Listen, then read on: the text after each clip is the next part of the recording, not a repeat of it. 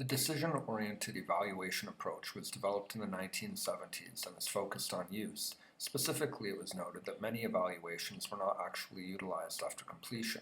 Therefore, the main concern of key theorists like Stufflebeam, Patton, Woolley, and Alkin has been on making sure that evaluations are used. Decision-oriented evaluation provides information to key program stakeholders and assists them in making important decisions. It is a problem-based, information-oriented evaluation process with a focus on improving programs and organizations through sound decision-making. The most commonly applied decision-oriented model is derived from the Context Input Process Product, or CIPP theory, developed by Daniel Stufflebeam. This design is typically viewed as a cyclic process of evaluation rather than one that produces a single final product. Its aim is not to prove, but improve. Context evaluation in CIPP involves studying the program context, needs, and problems in order to determine their current state.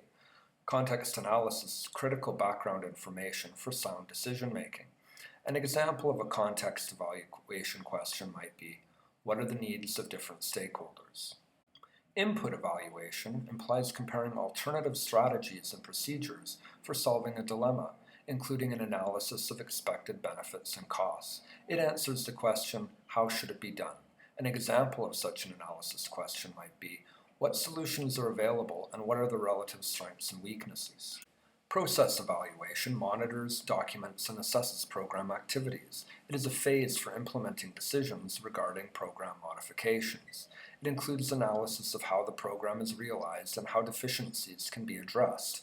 It asks questions like, has the program been implemented as planned, and how can it be improved? Product evaluation is the final element of this assessment. It analyzes general and specific outcomes, effectiveness, impact, sustainability, as well as expected and unexpected results. This phase determines the next steps and asks questions like, what should happen next with the program or the organization? Closely related to CIPP evaluation is utilization-focused evaluation, or UFE. UFE is partially defined by a focus on the personal factor.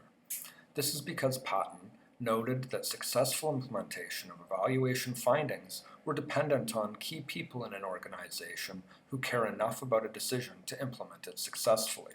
This focus on identifying the intended user of an evaluation means that a stakeholder analysis is particularly important in UFE.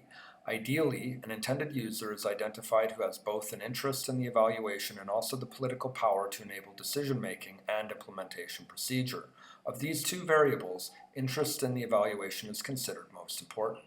Of course, this effort to enhance evaluation implementation by identifying intended users can be undermined if the users change during the evaluation process due to staff turnover. For this reason, the emphasis is shifted slightly in modern analysis to building a task force of key stakeholders. A more important criticism of UFE is that it oversimplifies the decision-making process in complex organizations. Also, by nature of utilizing a few intended users with interest and power, there's a possibility of marginalizing more vulnerable stakeholders. Overall, however, it remains clear that identifying key stakeholders who are likely to act on an evaluation is a useful consideration. Performance monitoring is another important decision-oriented evaluation approach. Joseph Woolley specifically examined the needs of program managers and policymakers. His approach was initially summative, as the decision-makers in his context were not active participants in programming, but instead had to make decisions around funding, startup, and program continuation. Woolley views evaluation as a process that's central to stimulating effective management. An early contribution to the world of evaluation was the evaluability assessment. It was created to prevent wasting money on evaluating programs that were not yet ready to be evaluated. Three criteria Woolley considered to determine evaluability include: 1. Are the program purposes and goals clearly defined? 2. Can the program activities achieve the intended goals? And 3. Are the program managers interested in program improvement?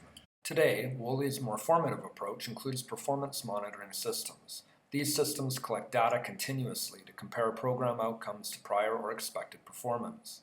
Measurements of program costs, services delivered, and numbers served are included. This data can then be used to make decisions and improve organizational performance. Many educational jurisdictions use performance monitoring systems to stimulate performance and provide quality assurance. Indicators include attendance, dropout rates, and test scores. While performance monitoring may not be considered true evaluation by some theorists, it aids decision-making and is an important tool in the ongoing process of evaluation. Decision-oriented approaches are among the most enduring and regularly used evaluation styles. Generally speaking, they have successfully achieved what they set out to do by targeting key stakeholders and providing information that allows them to actually make decisions. A variety of means are used to do this, including stages of development, personal factors, and cycling ongoing needs assessment. However, these approaches have been criticized for focusing too much on decisions and not enough on vulnerable stakeholders. Also, the evaluator may not address key issues if they conflict with the decision maker or the organization. Information and decisions must also be clearly identifiable, and organizations should be relatively stable for the duration of the evaluation. Like all evaluations, they depend on effective leadership. Decision-oriented models are widely applied in educational settings. For example, CIPP has been widely used as it can to, quote, enable and guide comprehensive, systematic examination of social and educational projects that occur in the dynamic, septic conditions of the real world.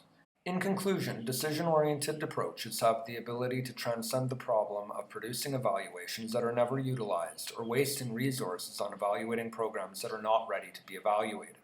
In doing so, they offer an extremely pragmatic approach to utilizing resources and programs in the most effective way possible.